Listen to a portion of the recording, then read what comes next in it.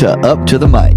If you want to learn about the struggles and triumphs of starting a business, performing for sold-out arenas, or inspiring those you lead, Up to the Mic is the show for you. Throw on some headphones and get ready to listen as our host, Vinny Hale, sits down to showcase the stories of those who deserve their stories be told. From young entrepreneurs to critically acclaimed musicians and so much more, Vinny helps compile a season of interviews that inspire listeners to follow in the footsteps of his guest. Jen, thank you so much for being here and making time to be on an episode of Up to the Mic. I know the listeners will be glad to have heard from you after they finish this episode, but thank you so much. Yeah, you're welcome. It's great to be here. Thank you. Well, I know they've got a little bit of an introduction to who you are and what you're up to these days based off of a little intro I just told about you.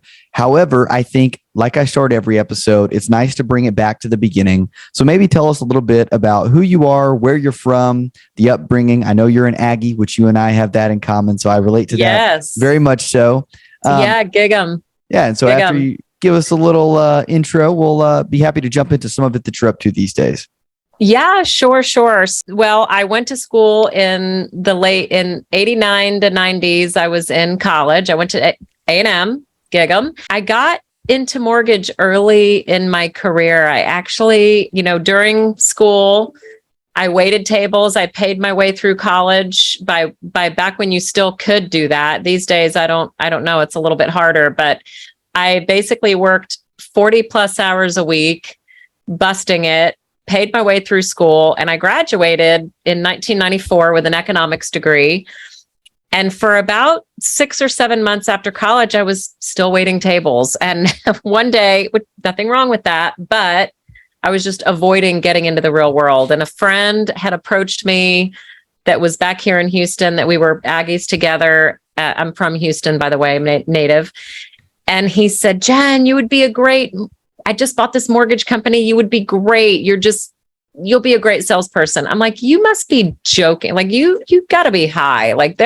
I just finished school. I've got debts. I've got a rent. I've got a car payment. Like there's no way I'm going to go to this 100% commission job. So mortgages, the lending industry, most of the time you're on commission.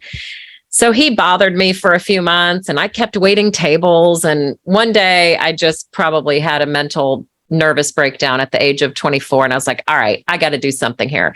He was like the only thing I had going on at the time, like no other prospective interviews, or I wasn't doing anything after school. I was just lingering. So I called him. I said, okay, can I start tomorrow? And he said, yeah. And I was like, all right. So I showed up. I had no clue. Robert was a great mentor for me. He really showed me how to be in relationship with people and how to do what you say you're going to do and how to really go out and make yourself known and make a name for yourself. So I started that way at the young age of 24, and I'm about to have my 28th year anniversary in the business. So a long career behind me, lots of ups and downs, but really feel blessed that early on I found something that I just truly loved.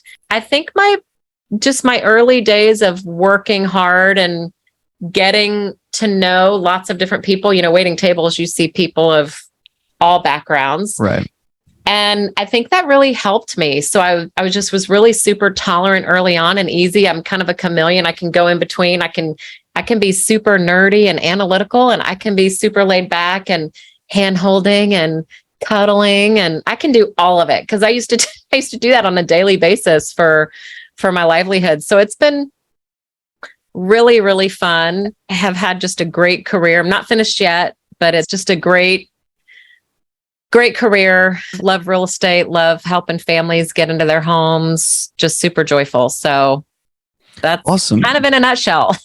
Yeah, well, you mentioned there, you can be super laid back and you can almost do the hand holding portion of it, is I think the words you use. I know typically with someone that is a first time home buyer specifically, they want the type of person, at least myself would want the type of person, both in a lender and a realtor, whoever is helping me throughout the process, to hold my hand, walk me through the process, be that person that I can go to for questions and answers. So to have someone like yourself that would lead them down that path, I could see how it'd be a very, very valuable resource. But before we go too far along, maybe just give kind of a brief synopsis of the mortgage lending world, what the process is like for someone that might not be as familiar with the home buying process. It's really the same as it's always been, just different packaging is also kind of a detriment. So I perceive that anybody, whether they're younger or older or experienced or non-experienced, there's just so much out there, so much data. And that's really why a few years ago, I started my YouTube channel. In fact, that's how you and I met, because you somehow got migrated to my YouTube and you started consuming my videos, and you get connected to a lender. Usually, starting at the beginning, I think that what's changed from when I first entered the business in 1995 is obviously automation, technology. And what I have found is in this world of there's so many benefits of all the technology that's around, like getting warp speed, minute to minute updates on whatever it is. That was the heart behind why I started just videoing on YouTube. I'm just going to post stuff on YouTube. Someone's going to watch it. And it developed into this labor of love, really, where I was like, oh my gosh, I can use this as a platform to bring real facts, no BS to people that, when you search online, 10 pages of things come up, and the first 2 or 3 are probably advertisements. So who knows if it's real anyway. So I thought, gosh, what if I'm creating this safe place for people to go and just kind of at least hear a little bit, so that you're dangerous enough to know kind of even what you're looking for, so that then when you do go out and search, you're like, oh, okay, now I feel comfortable how to navigate. I think the mortgage world today versus 28 years ago, well, it's vastly different in that perspective of, but the way that we underwrite's really kind of the same. I mean, you got to have good credit, you got to have money in the bank. It's the same type of things that we look for, just how you get there is a little bit different. So I know you mentioned that a lot of your, listeners are probably people that are going to be buying their first home at some point. I know everyone looks online and, online, blah, blah, blah, blah, blah, blah, but make sure to get referrals to people in your sphere, like people that have bought before. Getting a referral to a realtor and a lender, it really does matter. I was actually talking to a group of realtors today about something, and I said, there's forces at hand trying to push us out, trying to make everything so automated that you just push a button and something in your mortgage. And that's so scary. Like, buying a house is really such a big deal. And that I just truly believe in my heart that it's just not ever going to go away, because there's enough people to know that we've got to hold the hand. We've got to be able to ask questions. It's terrifying. Like, it's a lot of money, Yeah. You're like, I'm about to write this check and put this money into this house, and there's so many questions. And I just can't imagine a world where a machine or AI, now that's all this big AI stuff is coming out, is answering all your questions. But I kind of indirectly probably answered your question. I started to go off on a tangent, so I'm really sorry. No, that's fine. You reminded me of a story. I had a friend of mine who I've had one friend who purchased an actual home and another friend who rented a home, both of which without ever seeing it in person. And so never actually went to view the property because they lived in a different city and were needing to move quickly because of a job, and just decided to forego the actual touring process. And it wasn't a complete horror story. It's actually kind of ironic. The gentleman who rented ended up having a little more of a horror story, but it was easier for him to get out of. The other gentleman ended up having not quite as much of a bad time with this place that he bought offline. Still not what he was expecting, though. And needless to say, he just finished selling. So he wasn't in it for very long. But actually a testament to why people need people like you, people like their realtor, to walk them through the process. So maybe explain that process a little bit for someone that might be going through, okay, I want to buy a home here in the next year or 2 years. What does it look like to go work with a lender? I get referred to you, for example. What happens next in the process? So you reach out, whether it's email, text, call, whatever it is. I get us on a discovery call. I always want to talk to people And, it's a 10 to 15 minute, and this is how it works with me. Okay. Other lenders I can't speak of, but usually there's a discovery call in the beginning where I just want to hear about you, just hear about what you're doing, what your timeline is. And so if I heard that you were a year out, I would definitely want to help get you on a path and give you a vision of what that would look like, right? So we're going to just be prepared to answer questions about how much do you make? How long have you lived there? You do need a 2-year work history, not at the same place. The exception to that is if you've been in school. So if you've been in university and you've graduated and you're just 6-7 months out and you're working, we don't need that 2-year history. It's like the only time there's an exception is when you've been in school, studying to further yourself, right? So we're going to ask you about, your history, ask you, do you have any money? Have you saved anything up? Sometimes that answer is yes. Sometimes it's no. And sometimes people just want to be like, well, how much do I need? So as a first-time buyer, you can get in with as little as 3% down in most cases, as long as you can afford the remaining payment that is. So usually you can get in with, really little. So on a $300,000 house, that's $9,000. You take 3% of that.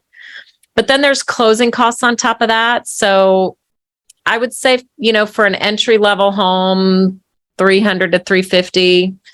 Between down payment and closing costs, you need about $20,000 probably.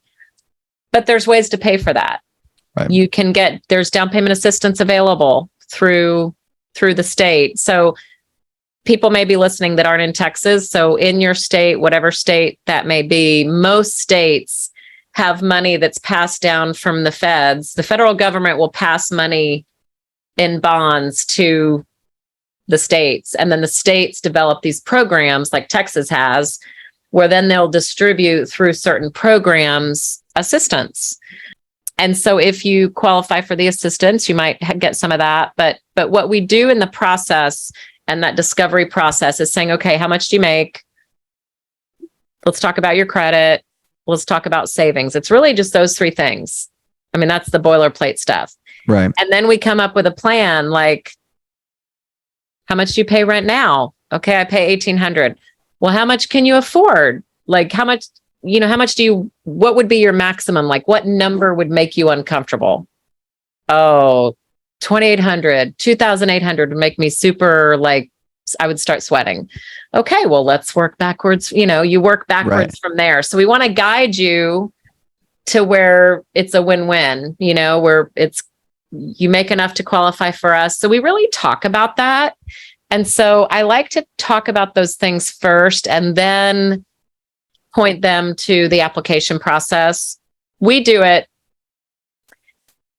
either online, everyone does online now, but there's some clients that they're like, no, I don't want to do online. Okay, great. Let's just talk about it now. You can do the application on the phone with somebody or in person. So we get your data whatever point. And I don't think a year out is too soon to get it, because I think there's a lot of power in knowing like, okay, I can breathe at night.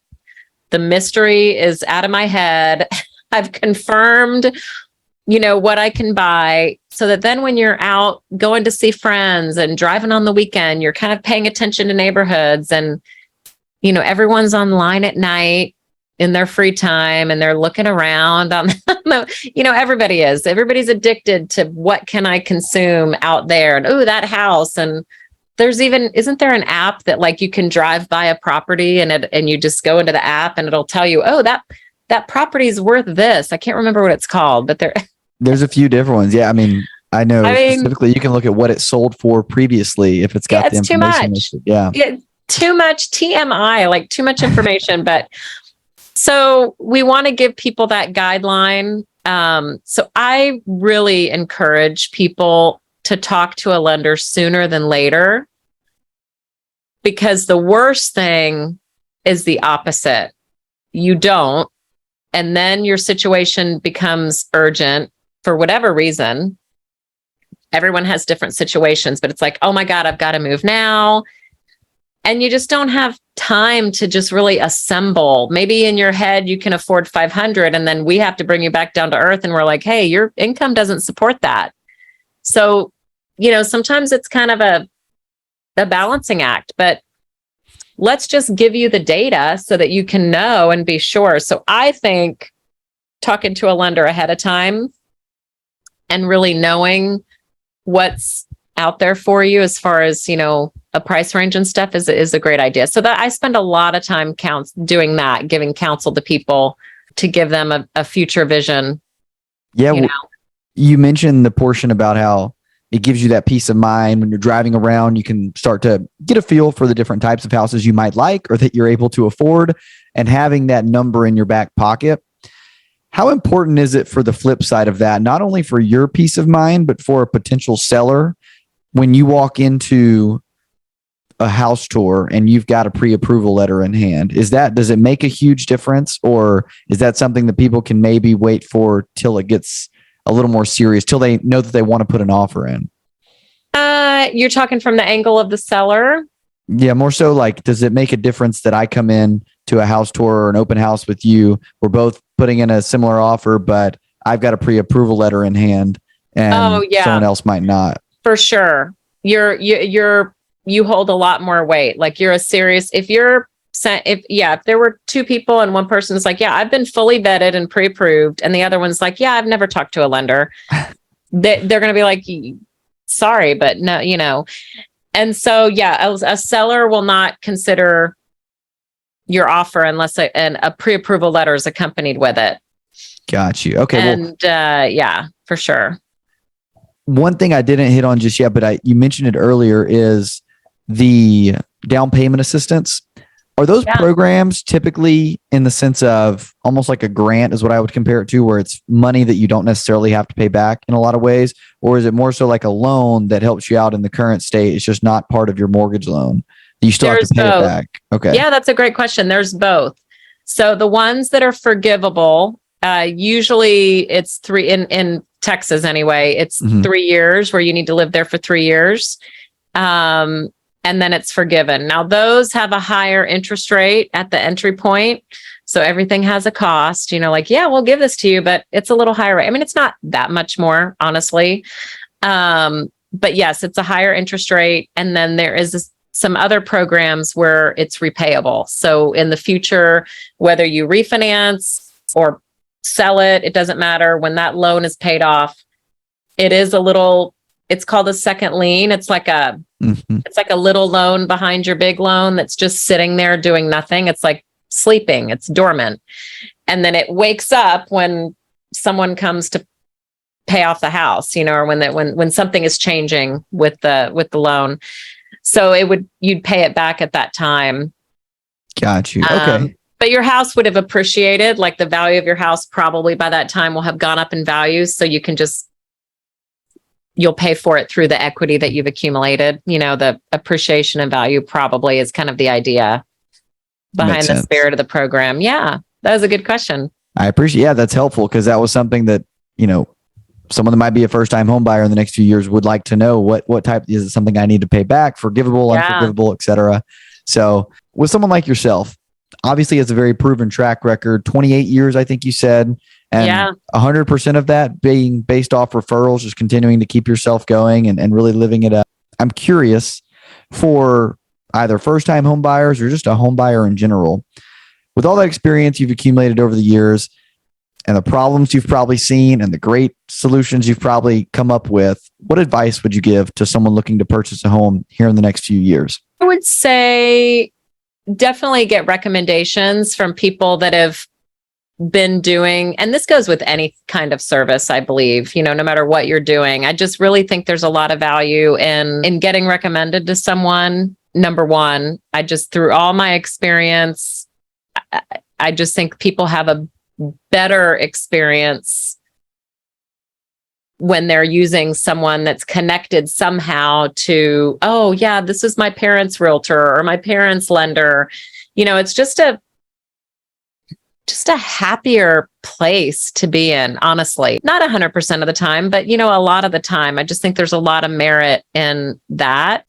And really just looking at review, I'm talking to you about this in an angle, and I appreciate the questions because it challenges me because, I've over 28 years had to change those types of answers, as you can see, with just the changing of the times. But I think that, definitely whoever you are referred to, I think there's a lot of merit in definitely make sure you look them up online, make sure that you can see reviews, make sure that you really check them out to just make sure that you feel comfortable. And I would say, always trust your instinct as far as if your gut feeling tells you like, oh, this may not be the right fit or the right, get a second opinion is what I usually tell people if they're just going to buy a house. And I would say, don't be afraid to let someone pull your credit.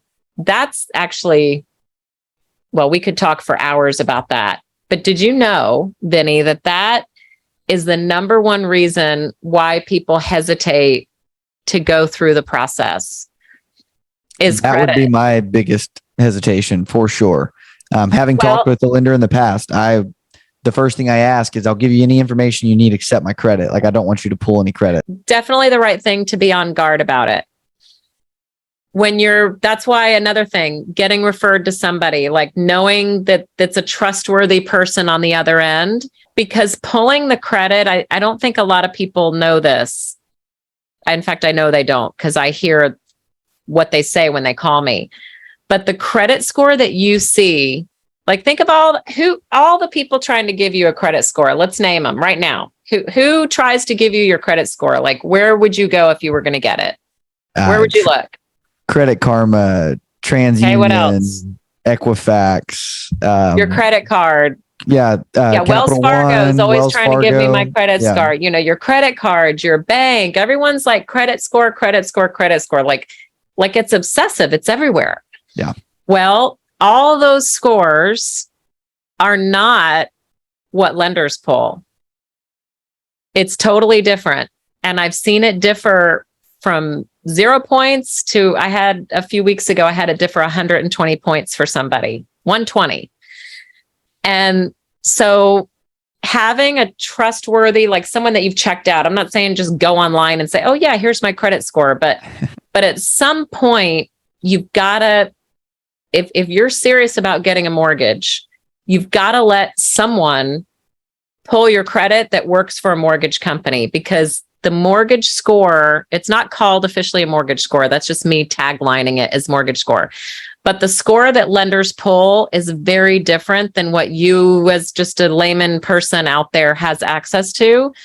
So knowledge is power. We've got to know what your true score is to make sure that you're in the right place and to know kind of what financing package we could do for you, because a lot of the pricing and the rates and the structure of the loan is very dependent on the credit score. And so with time, that's why I love to get people 6 to 12 months out, because I can coach them on what to keep, start, and stop doing. So that, listen, if I have to re-pull your score in 6 months, because they're like, oh, Jennifer, no, if you pull it now and you pull it in 6 months, it's another hit. Yes, but I'm going to give you lots of free advice on what to keep doing and what not to do. So it's probably going to be higher when we pull it. And so, I could debate it either way. And Right. I definitely understand why everyone should and wants to protect their credit. But also, I like to give them the facts so that they're not fearful. And that fear is keeping them from the success that they so desperately want to have in the home buying process, And so that's why I just feel like getting a recommendation to somebody that has been through the process. I mean, just like with anything, there's a lot of new people in mortgage, people coming in and out all the time. And, you don't really want to be their experiment. Like, oh, do I want to be this person's guinea pig? Yeah. So that's why I love having just the vast experience that I have, because I can, I believe that I really, hopefully a lot of people feel comfortable with dealing with me. They've been recommended really highly and they see that I have a lot of experience, because, the chances of mistakes are a lot less when you've got someone has the experience. So I'm not saying you have to go with someone who's done it 28 years. I'm just saying that really look into who you're dealing with, and don't be afraid to take that step, because your score doesn't nosedive like everybody thinks it does. It really does not when you have a mortgage pull. Well, hey, I don't want to go too far down this rabbit hole, but briefly, I'm just curious, is there a huge reason that you typically see as to why the scores differ so much, sometimes 120 points? Like, what are we not seeing that you get? Well, so there's over 25 models of credit. And so you don't know which one, the different, wherever you're going to get it. Like the most of what I hear is Credit Karma, Equifax, Experian. You know, I hear that a lot. Mm-hmm. That's part of it, is that some of those models have a scale up to 950 and ours is 850. So that's problem number one, is it's the scale is different. And number two, our algorithm is tweaked to more heavily be sensitive to late payments and high credit card balances. So those other filters, you know, think of their filters, right? Algorithms may not be as sensitive to those issues and may not hold as many points. So the point allocation system is just different. Gotcha. And so the guy that was, I'd never seen 120 points before, but he had a lot of collections. And I think the model that he was pulling through is like, oh, those collections didn't show up there. And I'm like, yeah, I don't know what to tell you. I don't know what to tell you. I mean, I didn't say it that way, but still. And then he had late payments in the last 3 or 4 months. And that's like a bullet in our credit scoring model. So again, it's the data that's being filtered through that's the change. Mm-hmm. And so sometimes we pull it and people are like, oh my God, I didn't think my credit score was that high. And I'm like, well, happy birthday. Like, I'm so excited. So there's no pattern, but we've got to cut the mystery out and just let a lender pull it, because that's the only way that you're going to know. And then we can give you pointers on how to get it up so that you're in the best spot, 6, 7, 8, 10 months from now. So, but it's definitely the biggest concern of everybody, no matter what age, size. It doesn't, credit doesn't discriminate. It's just data and how you pay, and it goes through this filter and then it spits out these scores. But there's not just one score. There's all these different scores floating around depending on the source of where you're getting it. So credit. I actually really love talking about credit, so I don't mean to consume your call with it because I could talk about it all day, because it's the biggest mystery out there and everybody is rightfully concerned about it because it affects so many things that we do, everything. Like, don't you have to put a bigger rent deposit or utilities and all that when you have a lower credit score? I mean, it affects everything, right?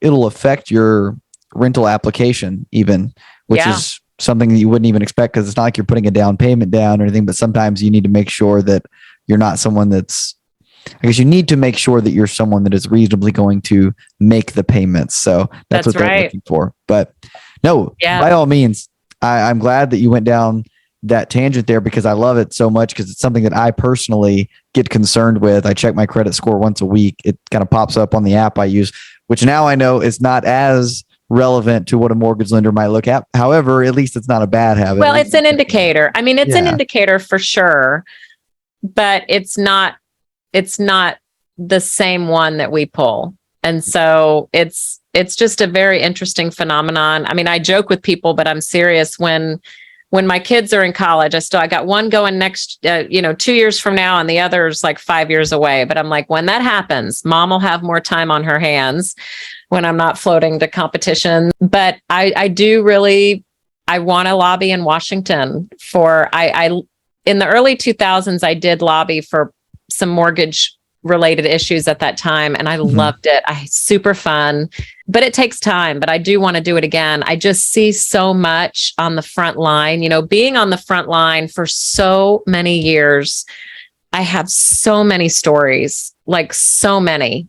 In fact, that's going to be a good video one day. I'm going to have to try to channel my memory into all of these stories that I have. And, that's the thread of experience, right? And I see so many people that aren't able to get the house they want with the price they want, people that have to pay more interest because their credit is at a certain point because they didn't know. They didn't know. No one taught them.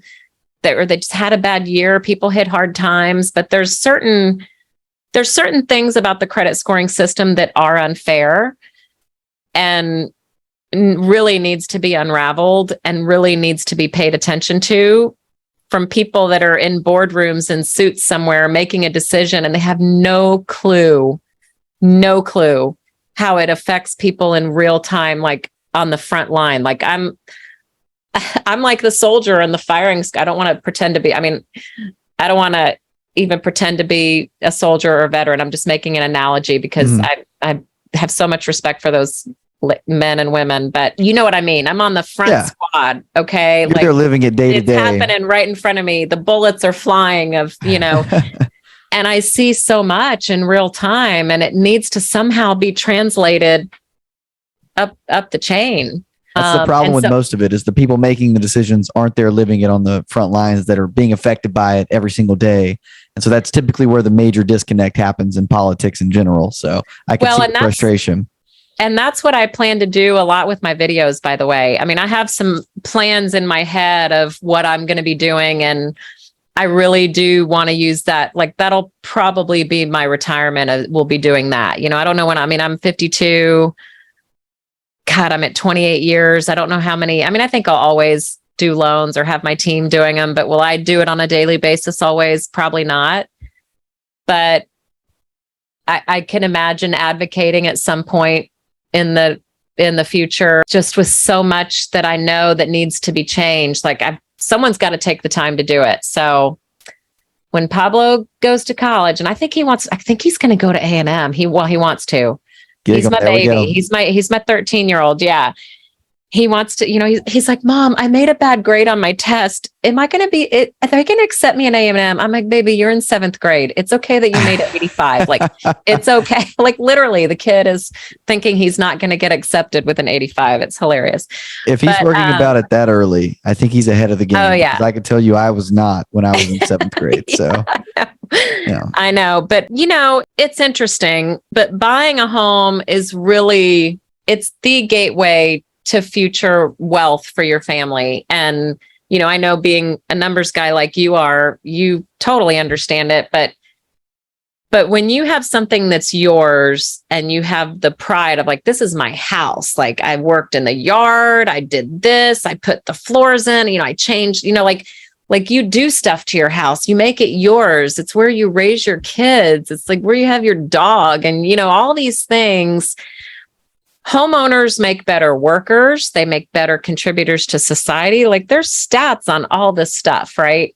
But it's also just the appreciation, like over time. And then, 10 years later, you'll sell your house and you'll have this gap of money that you're like, oh my God, this has been accumulating behind the scenes without even realizing it. Like you don't see it daily, right? But it's creeping in the background. Yeah. And then you go to sell in 10 years and you're like, holy cow, I bought it for $300 and now it's worth $450. Like, wow. And then you take that $150 and you put it in the next house. Like that's like the typical way that people keep upgrading. Yeah.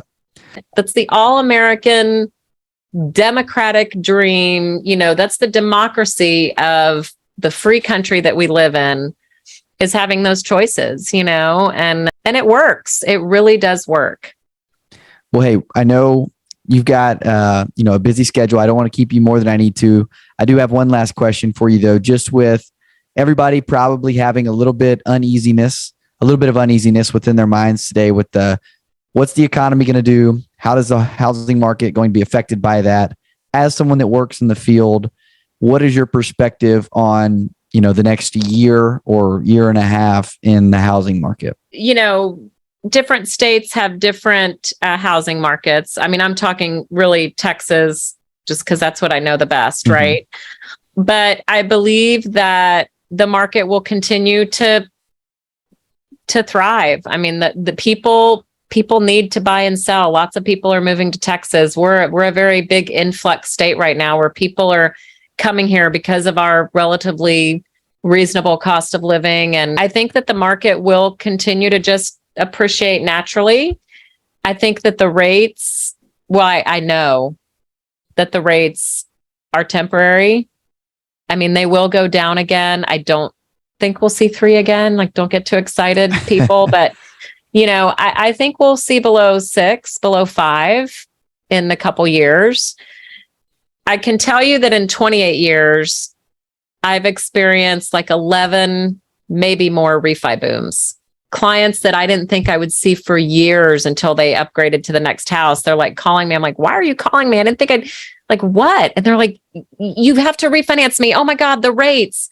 Like, y'all, I've got people I've refinanced like 4 and 5 times in the same house. Goodness. The rates, they're up and it's just economies of scale. Yes, right now, while we're videoing this or while we're doing this podcast, it's in a high point. Mm-hmm. It'll be low and you'll be super thankful in the future. Like, you'll have a lot more equity building in your nest egg. You'll refinance, no fees out of pocket. Refinancing is like the easiest thing in the world. You just roll the fees in, get your rate down and save money. So I think that's the future. That's the future, is that things will continue to be a good investment. Real estate is the all-time best investment, I believe. People always need somewhere to live, y'all. Like, it's you got to have a home to live and grow your family. I think that home ownership is definitely a great move. I think that rates will continue to be up and down just like they always have been. You get in when you can get in, and you'll move up. Ride the wave. Yeah, you just literally that's a great analogy. I mean, it's like getting out there surfing. You just ride the wave. But I mean, what's the alternative? Like, am I going to rent for the rest of my life? Live with my parents the rest of my life? No. Anyway, it's a super fun industry. I've been just really blessed to have the perspective that I've been able to have and to witness the change in the industry. I've seen a lot of different changes over the years, and it's been a joy. I don't know what's coming, but I do know that having trusted people, I really just don't think that anything will replace having trusted people to advise you. I just don't think AI can do that. I really don't. For some people, that'll be what they do and they feel comfortable with it. But the majority, I think that there's a place, just like service people like you, that, I mean, you help people with money, with taxes and stuff. Like, you can't let a robot do that. Like, come on. You need somebody like Jen to walk you through the process. Yeah. So thanks for having me on. I know we took a lot of different turns, but I hope I delivered with what your listeners want to hear. So I appreciate your time. It's been great. I think they're going to absolutely love what you had to say. A lot of them actually reside in Houston, from what I can tell. We've got a lot of Texas listeners, cool. Being that that's where I'm from. So with that, maybe let the listeners know where they can reach out or where they can find out more about you. I know you mentioned the YouTube, but let everyone know where they can learn more about you and what you do. Yeah, sure. All my handles are Loan with Jen. So you could go to my website, loanwithjen.com. And that's loan singular, LOAN with Jen, JEN. And if you could put it in the show notes, that would be great. And yeah, that's what I am on Facebook, YouTube, just Loan with Jen. You can check everything out, and would love to hear from anybody. Awesome. Well, thank you so much again. It's been an absolute pleasure. So thank you. Enjoyed it. Thanks, Vinny.